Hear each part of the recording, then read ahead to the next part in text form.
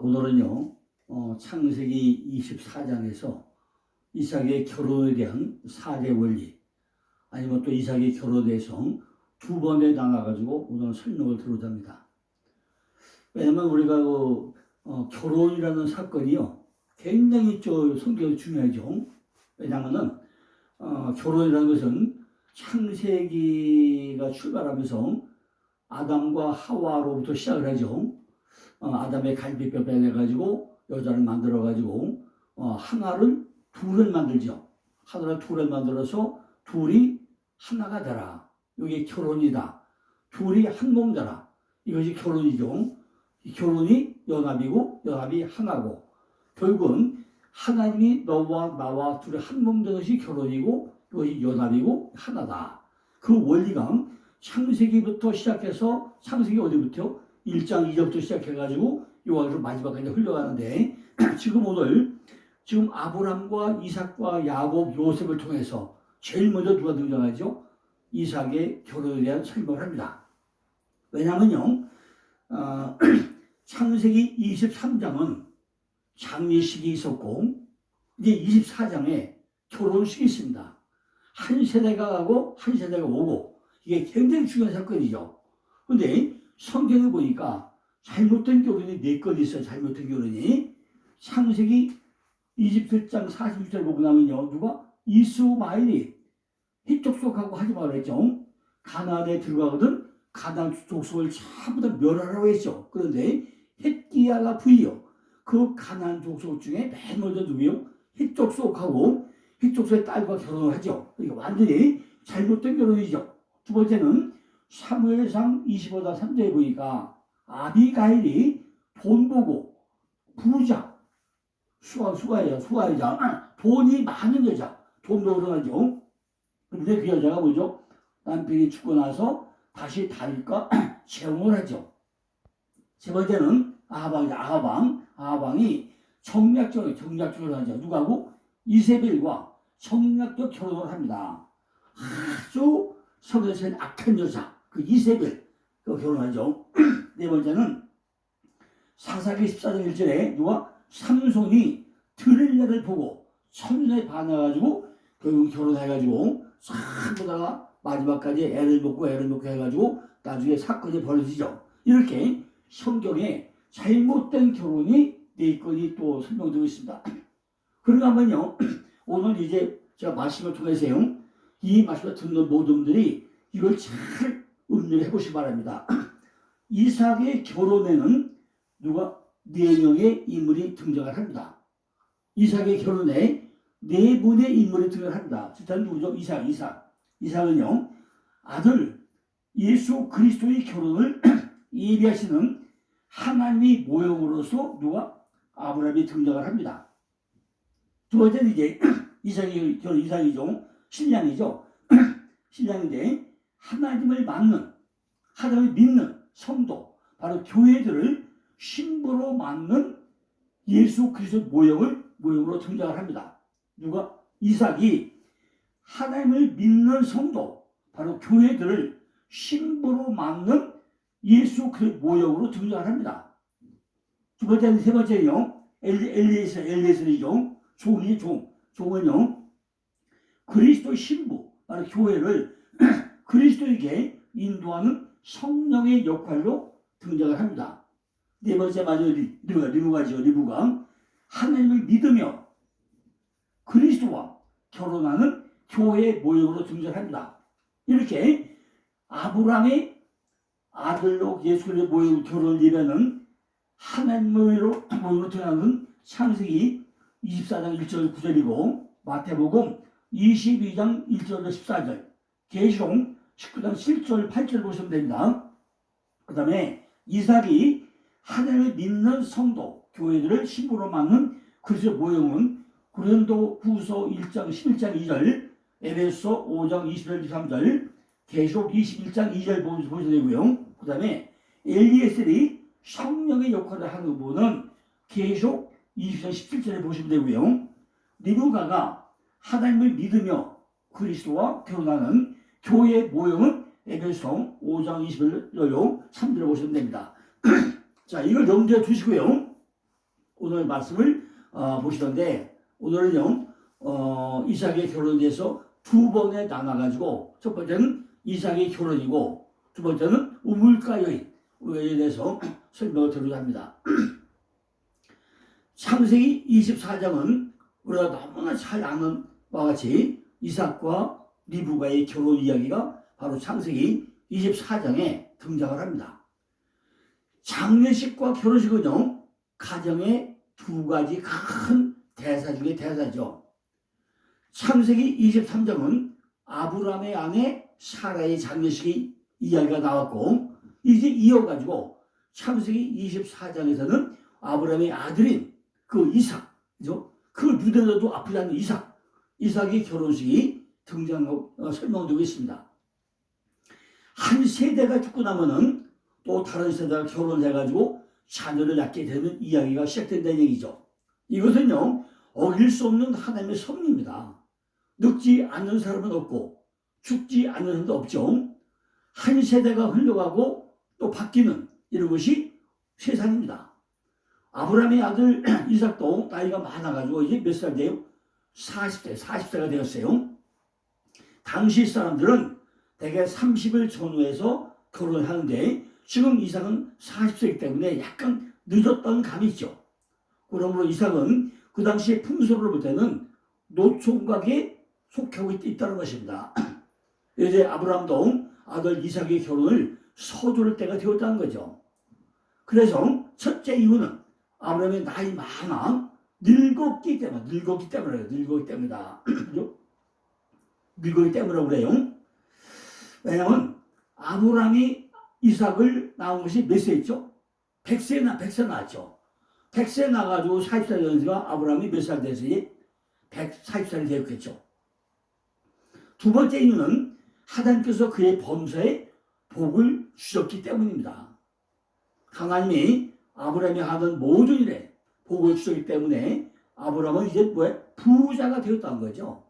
아브라함은 물려줄 재산이 상당히 많았던 것 같아요. 여호와께서 그의 범사에 복을 주셨기 때문입니다. 이는 범사에 무릎을 꿇은 자가 되었다는 거죠. 결혼을 하기 위해서는요, 반드시 두 가지 조건이 맞아야 된다는 거죠. 첫째는 나이가 되어야 되고, 두 번째는 그에 맞는 어떤 실력, 물질이 있어야 되고, 물질. 첫째는 나이가 되어야 되고, 두 번째는 뭐예요? 결혼 지참금, 물질이 있어야 된다는 거죠. 그런데 이 아브라함의 아들 이삭은 두 가지 조건이 전부 갖추어졌다는 것입니다. 아브라함은 자신의 아들 이삭에게 이 두 가지 실력이 완벽하게 갖추어졌다고 생각을 하게 되었다는 거죠. 삶에 있어가지고 다른 실수는 돌이킬 수 있지만은 우리가 결혼의 실수만은 절대로 돌이킬 수가 없다는 거죠. 왜 결혼은 잘해야 된다는 거죠. 절대 한번 했다가 헤어지면 안 되는 겁니다. 절대 이어가면 안 된다는 거죠. 끝까지 살아야 된다는 얘기죠. 자, 첫째는 뭐죠? 첫째는 이삭의 결혼의 원리, 4대 원리인데, 저는 뭐죠? 믿음의 원리. 믿음의 원리예요. 절대 가난한 딸 중에서는 신부로 택하지 말라. 두 가지 조건이 있어요.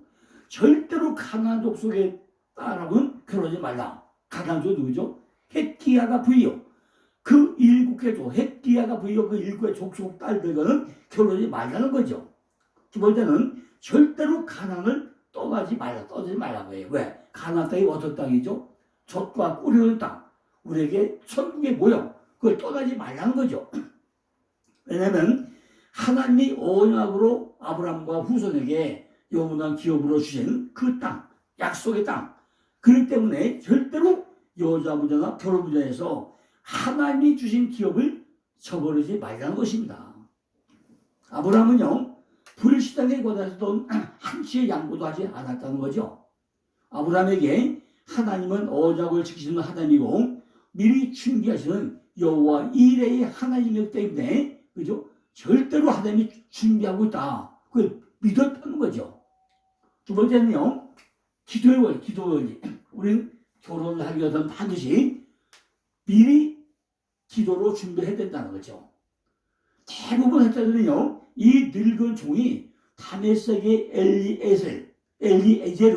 에제르와 하나님의 도시다죠. 하나님 도시다. 이 늙은 종이 누구인지 여기는 설명이 나오지 않아요. 그러나 아브라함이 종이 이제 이야기의 주역으로 등장을 한다는 거죠. 아까 뭐가 했죠? 엘리에셀이 뭐라고요? 지금 성령의 역할을 한다. 성령 역할을 한다 했죠. 인도한 성령 역할을 한다 했죠. 그러니까 엘리에셀의 설명은 없지만은 이렇게 결혼하는데 굉장히 중요한 역할을 하늘로 등장을 하고 있다는 것입니다. 신랑이신 예수 그리스도로 인도하는 자로 이는 율법, 바로 모세죠. 율법과 선지자, 엘리야죠. 역할을 다 합친 사역을 상징하고 있다는 거죠. 구약 전체가 하늘을 나타내고 상징하고 있다는 것입니다. 구약의 수명이 거의 다 될 때 나타나가지고 교회를 신랑에게 인도하는 요한의 모형으로 누가? 엘리에셀이 등장을 하고 있다는 것입니다. 그죠?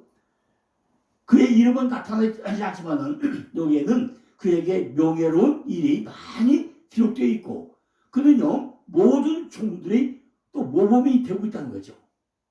그는 만약 모든 종들이 성실하게 하나님과 자기들의 주인을 섬김으로써 그리스도의 교훈을 빛내면은 그들도 존경을 받을 거라는 것을 보여주고 있다는 거죠.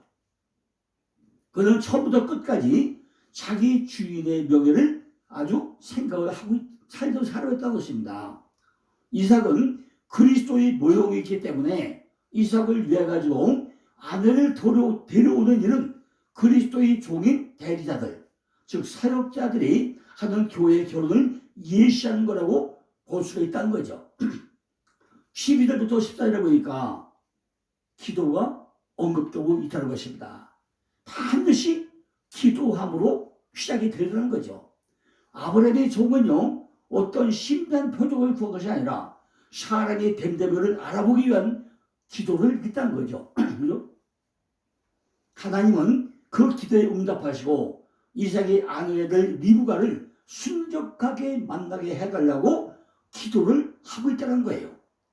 순적히 하나님이 정한 짝이 있잖아요. 그 짝으로 순적히 만나야 평생 해를 하게 된다는 것입니다. 결혼이든 인간의 역사든 모든 일에는 기도로 시작되고 기도로 끝나고 나면은 안 된다는 거죠. 기도로 시작하고 기도로 끝내야 된다는 거죠. 기도에 실패하게 되면 안 된다는 얘기입니다. 종의 기도는요 바로 우물, 샘이죠. 교회죠. 우물에 말씀을 길러 나오는 딸들에게 우물 곁에 서 있다가 물을 달라고 할 때 물을 주는 자가 바로 신부감이다. 이런 사인을 달라고 하나님께 기도를 하고 있다는 것입니다.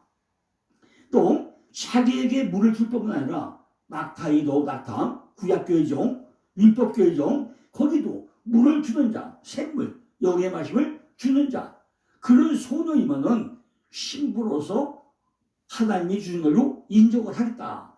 그런 사인을 보는 기도를 하고 있다는 것입니다.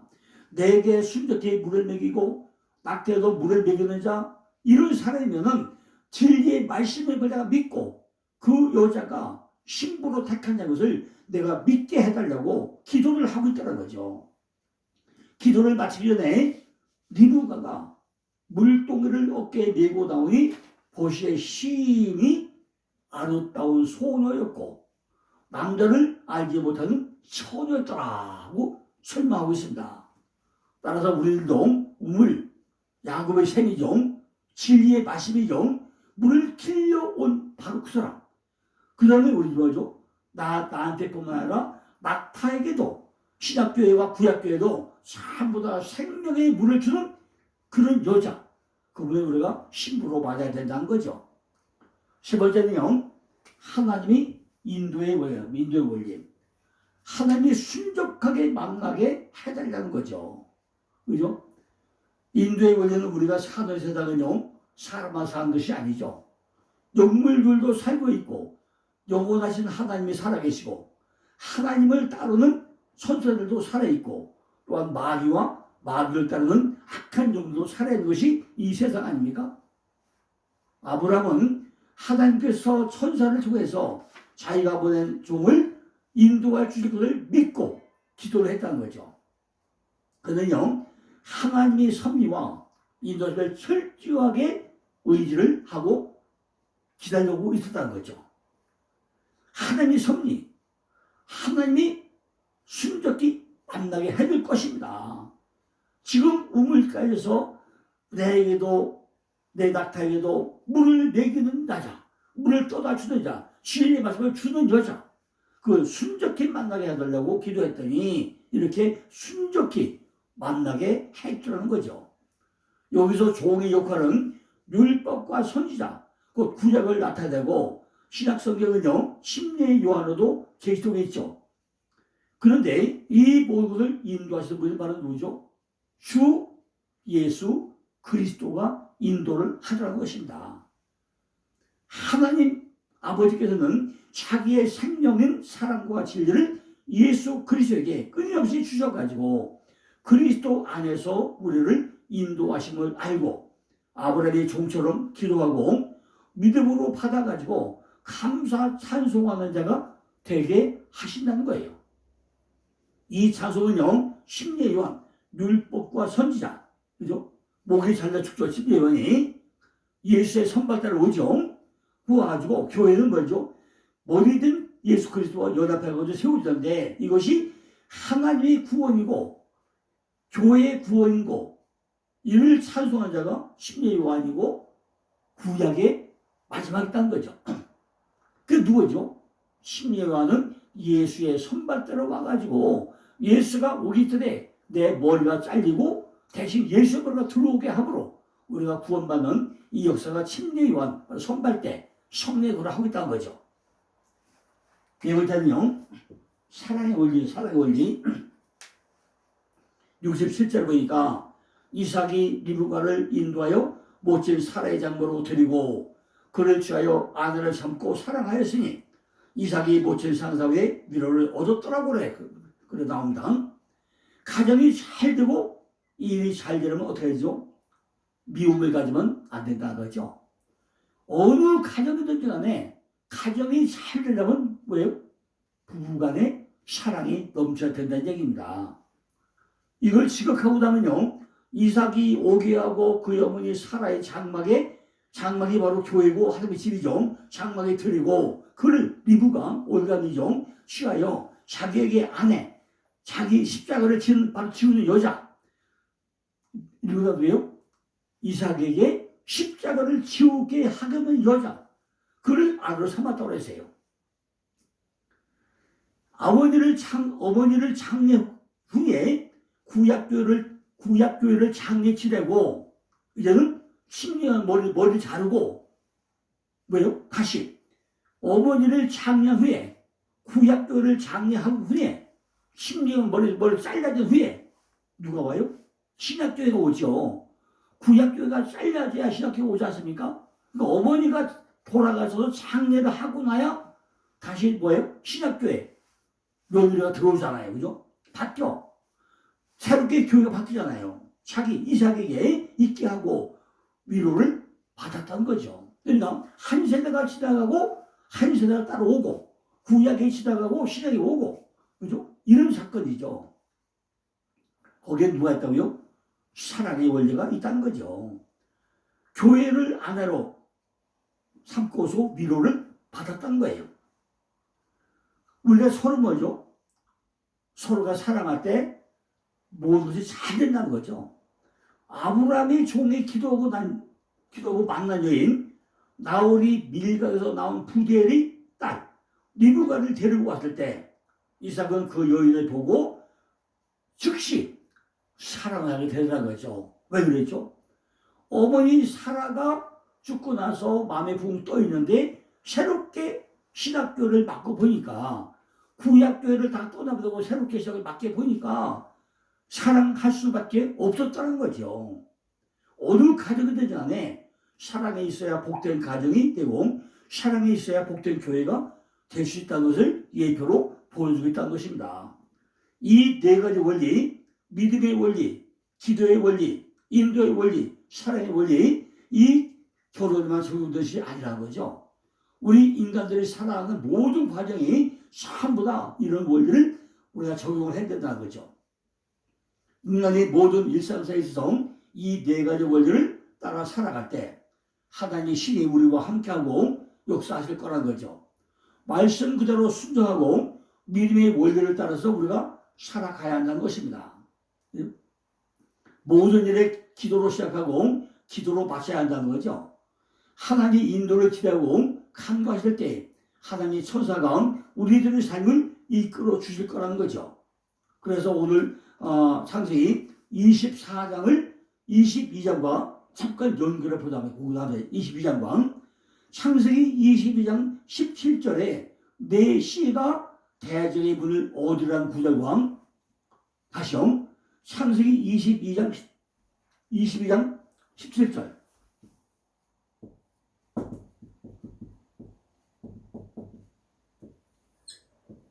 요거 하고요. 또 하나는 창세기 24장 창세기 요거요. 이것이 샌드위치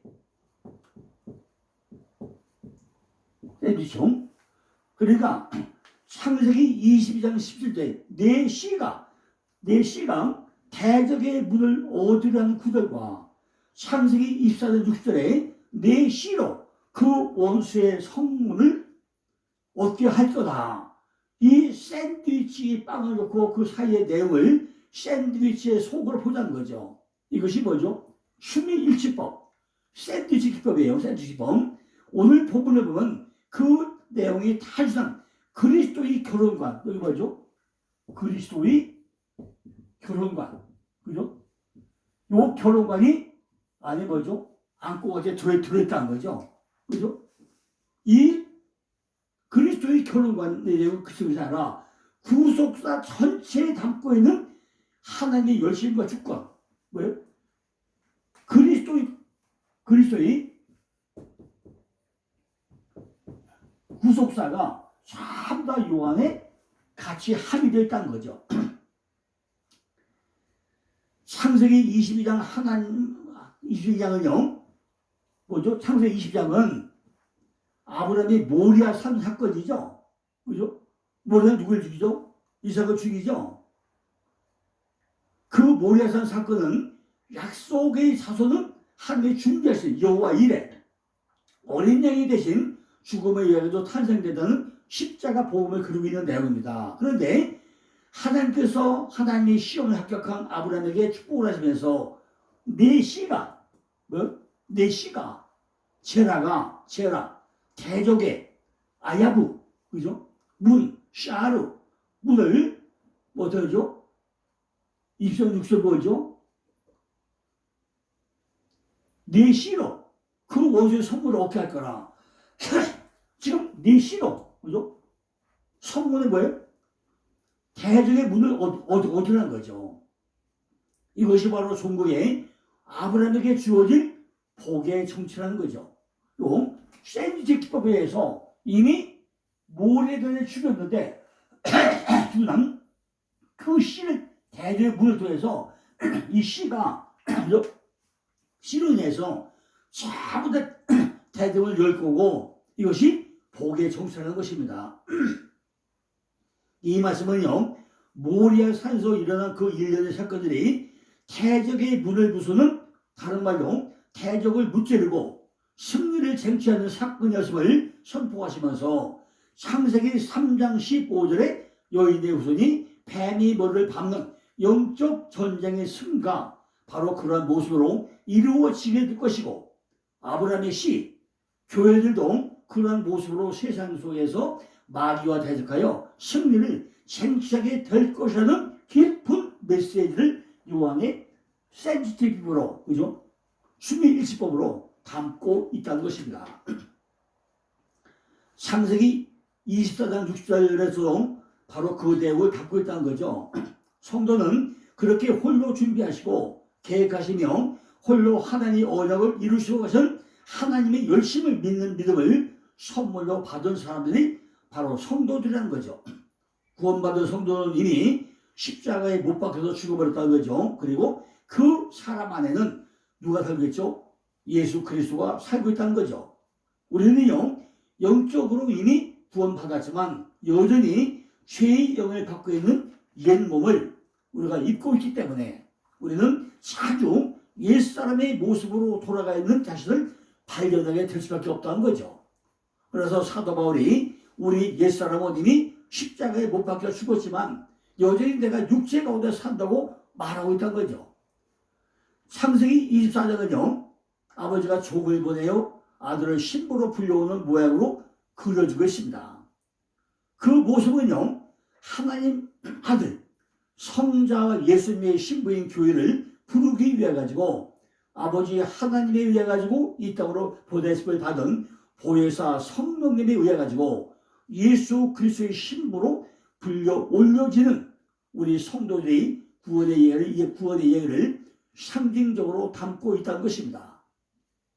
그 일이 아버지의 계획과 아들의 필요와 성령의 적용으로 이루어지고 있음을 미리 힌트하고 있다는 거죠.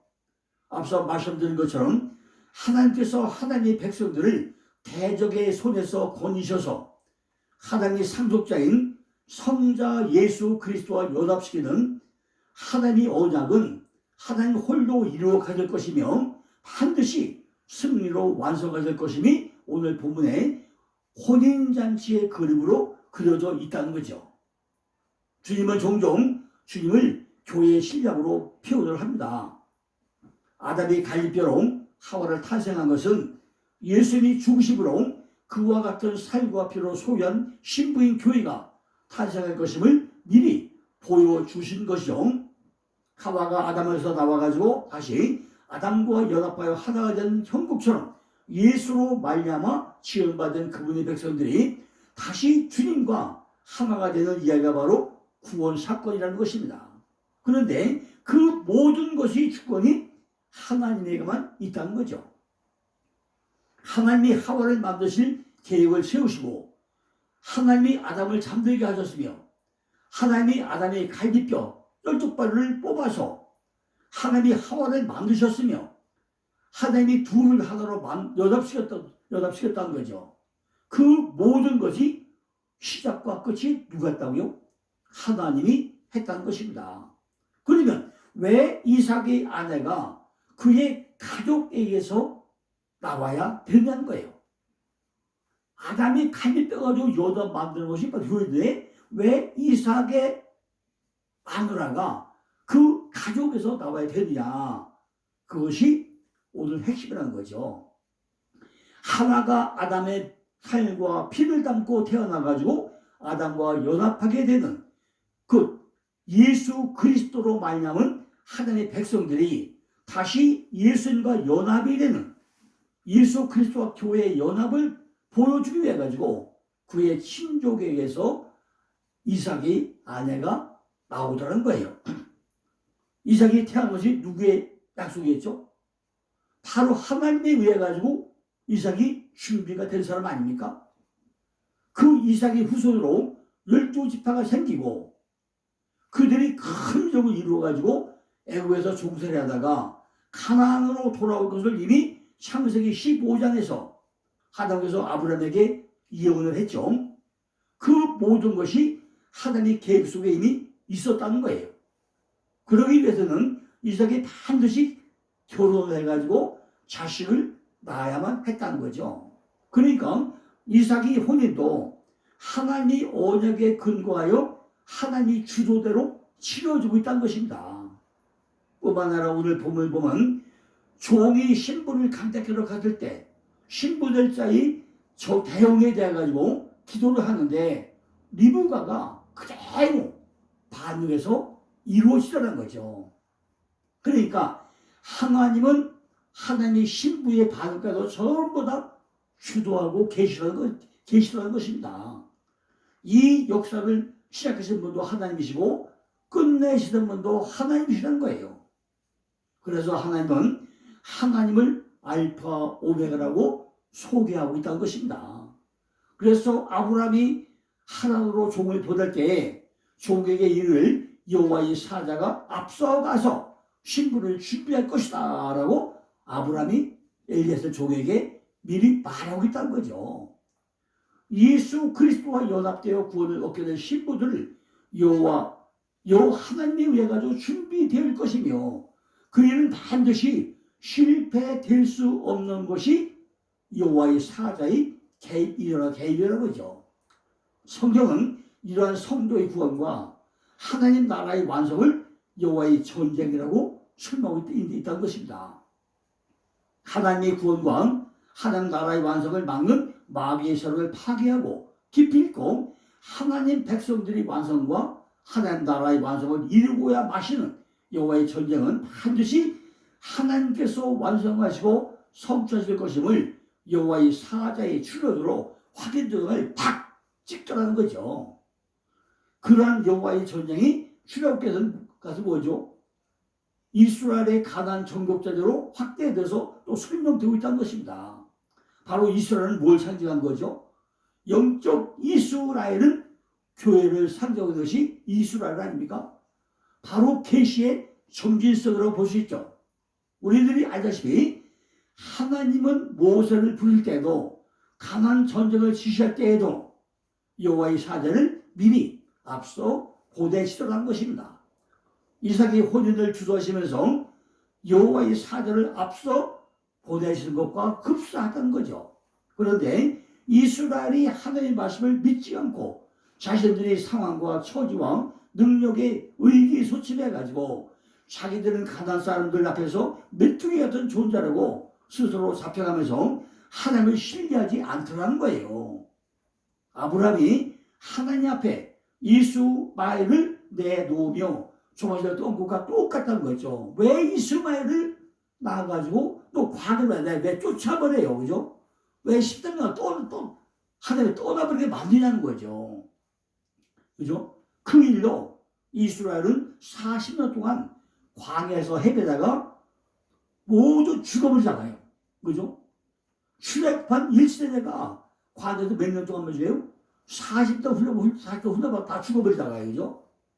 이것이 불신자들이 말도라는 거죠. 하나님은 40년 후에 새 세대에게 나타나서 또다시 여호와의 사자가 앞서가서 이룰 것이니 가나안을 정복하라고 또 강력하게 말씀하고 있다는 거죠. 하나님이 다 해줄 테니까 너희들은 믿기만 해라. 믿기만 해. 천신만고 끝에 요단강을 건너가지고 가나안 입구인 여리고에 이르자 정말로 하나님의 군대가 여리고에 먼저 들어와 있다는 것입니다. 그리고 여호와의 사자가 미리 앞서가서 싸우는 형국으로 여호와의 전쟁은 승리로 완성되는 것이 바로 우리들의 구원 사건이라는 거죠. 그 여호와의 전쟁이가 신약으로 어떻게 이어지는지 그것은 이제 내일 우물가 여인에서 내일은 이삭의 결혼 두 번째 우물가 여인을 통해서 다시 또 설명을 드리겠습니다. 감사합니다.